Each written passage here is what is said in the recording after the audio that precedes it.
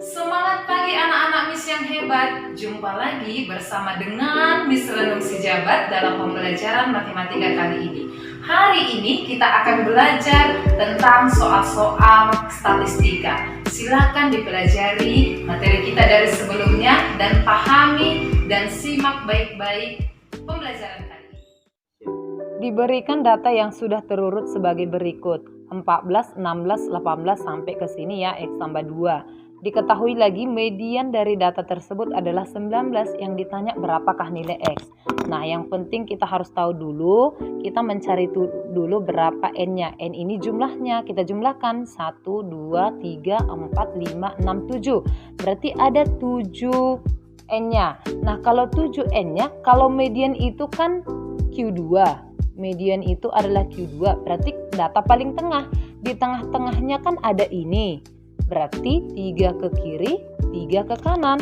Nah, berarti untuk mencari mediannya sama dengan X kurang 3 ini. Tak perlu kita menggunakan rumus. Diketahui tadi kan mediannya 19. 19 sama dengan X kurang 3, maka X sama dengan 19 ditambah 3. X sama dengan 22. Masih mudah ya? Berikut ini diagram nilai ulangan matematika siswa kelas 8A. Jadi ini adalah diagramnya ya. Ditanya median dari nilai ulangan matematika siswa ini. Nah, pertama sekali kita harus tahu mencari banyaknya datanya dulu. Berapa N-nya?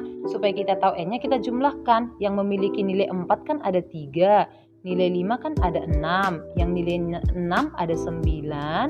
Kemudian yang nilai 7 ada 8. Yang nilai 8 ada 7. Kemudian yang nilai 9 ada 5 dan yang nilai 10 ada 2. Ini ya. Nah, kalau kita jumlahkan ini seluruhnya kan ada 41. Boleh dijumlah ya, jumlahnya ini adalah 41. Yang ditanya adalah berapakah mediannya. Ingat rumus untuk median dengan jumlah ganjil. Ini ya tadi ganjil. Nah, kalau ganjil berarti data ke N tambah 1/2. Ini artinya X ini data ke ya. Ada tadi 41 N-nya tambah 1/2. Maka data ke 42/2 sama dengan data ke 21. Maka kita mencari data ke 21-nya, kita tambahkan, dia harus 21. 3 tambah 6, 9 tambah 9, 18. 18 belum sampai ke 21 ya. 18 tambah 8, 26. Berarti angka 21 nanti ada di sini. Berarti yang memiliki nilai yang jumlahnya 8 tadi. Yang jumlahnya 8 tadi kan nilai 7. Ini ya, nilai 7 ada 8. Maka X21-nya adalah 7. Sehingga nilai mediannya adalah 7. Diketahui data nilai ulangan matematika dari 15 orang siswa adalah sebagai berikut. Coba lihat ini ya, ini datanya. Banyak siswa yang nilainya di atas rata-rata adalah, berarti yang pertama sekali kita harus mencari rata-ratanya dulu. Nah, untuk mencari rata-rata kita tahu dulu N-nya sama dengan 15. Banyak siswa 15 ya. Kemudian jumlah seluruhnya, jumlah data. Berapakah jumlah datanya? Jumlah datanya kita jumlahkan aja ini seluruhnya tanpa harus diurutkan. Nah, kalau kita jumlahkan seluruhnya ini 7 tambah 5 tambah 4 sampai tambah 4 yang terakhir, jumlahnya kan ada 85. Sehingga karena kita sudah tahu ini, untuk mencari rata-ratanya adalah rata-rata dalam kurung min. Ini ya, kemarin min, ingat rumus min. Jumlah data per banyak data. Ini harus diingat rumusnya ya, jumlah data per banyak data. Jumlah datanya kan ada 85, banyak datanya adalah 15. Kalau kita bagikan ini hasilnya adalah 5,67. Maka kan yang ditanya siswa yang di atas rata-rata. Berarti kalau 5,67 minimal yang kita hitung nilainya di atas 5, berarti nilai 6. Banyak siswa di atas rata-rata. Ini ya, di atas rata-rata hitung. Yang kita hitung jumlah di atas rata-rata. Ini ada 1, 2, 3, 4, 5, 6, 7. Ada 7 yang nilainya dari 6 ke atas. Berarti jumlahnya siswa memiliki nilai di atas rata-rata adalah 7 siswa. Paham ya? Rata-rata 15 bilangan adalah 49,4. Ingat ya, berarti ada 15 bilangan, N seluruhnya adalah 15. Rata-rata semuanya berarti rata-rata gabungan, kita tuliskan dia X gabungan. Ini rata-rata gabungan artinya ya 49,4. Rata-rata 5 bilangan pertama berarti ada rata-rata pertama, kita anggap dia seperti ini. Rata-rata pertama adalah 55 dengan N1 sama dengan 5. Rata-rata 6 bilangan terakhir adalah 45. Kita anggap dia X2. 45 di sini N2-nya karena 6 bilangan tadi kita tulis 6. Rata-rata 4 bilangan yang lain. Berarti rata-ratanya yang ketiga nggak diketahui, tetapi N3-nya ada diketahui banyaknya sebanyak 4 bilangan. Nah, karena ini merupakan rata-rata gabungan, boleh kita buat menggunakan rumus rata-rata gabungan sama dengan X1 N1 tambah X2 N2 tambah X3 N3 per N1 tambah N2 tambah N3. X gabungan adalah rata-rata gabungannya tadi kan 49,4. Tinggal kita masukkan seluruhnya ini. X1-nya tadi 55 kali 5 tambah 45 kali 6 tambah ini yang gak ada diketahui X3-nya dikali 4 per seluruhnya kan tadi langsung ini aja kita masukkan 15. Nah, setelah ini kita kali silang 15 ke 49,4. Setelah kita kalikan dapat hasilnya 741 sama dengan 275 tambah 270 tambah 4x3. Ini perkalian yang di atas ya. Sehingga kita jumlahkan 741 sama dengan 275 tambah 270 tambah 4x3. 275 tambah 270 kan 545 tambah 4x3. Sehingga 4x3 sama dengan kurangkan 741 kurang ini. Setelah kita kurangkan hasilnya adalah 196. Sehingga dapatlah X3-nya 196 per 4 sama dengan 49. Jadi inilah rata-rata 4 bilangan yang lain. Suatu kelas terdiri atas 30 siswa baru mengikuti tes tulis. Ini ya, jika 20 siswa mendapat nilai 80, 8 siswa mendapat 90, dan 2 siswa mendapat nilai 100. Berapakah rata-rata nilai kelas pada tes tulis ini? Nah, soal ini sama dengan soal yang sebelumnya. Kita membuat diketahuinya dulu. Diketahui secara semuanya N gabungan, jumlah kelas itu tadi 30 siswa. Kita membuat dulu 20 siswa yang mendapat nilai 80, kita buat namanya rata-rata pertama 80 dengan jumlah yang pertama itu adalah 20 siswa. Kemudian yang kedua, rata-rata kedua itu adalah 90 dengan jumlah siswa kedua tadi ini ya 8 siswa. Kemudian 2 siswa mendapat nilai 100, berarti ada X3-nya diketahui di sini 100 dengan yang memiliki nilai 100 itu adalah 2 siswa. Yang ditanya berapakah rata-rata nilai kelas pada tes tulis ini? Berarti yang ditanya adalah rata-rata gabungannya seluruhnya. Ini ya rata-rata gabungan. Karena ini gabungan tinggal kita kalikan. Rata-rata 1 kali N1 tambah rata-rata 2 kali N2 tambah rata-rata 3 kali N3. Tergantung berapa banyak data ya. Andaikan ada rata-rata 4 boleh dilanjut lagi. Ini N1 tambah N2 tambah N3. Nah, rata-rata gabungannya tadi ini yang ditanya. Maka tinggal kita memasukkan ini semua. 80 kali 20 tambah 90 kali 8 tambah 100 dikali 2 per semuanya adalah 30 siswa. Nah, 80 kali 20 kan 1600. Ini 720. Ini 200 per 30 siswa. Sehingga kalau kita jumlahkan ini semuanya adalah 2520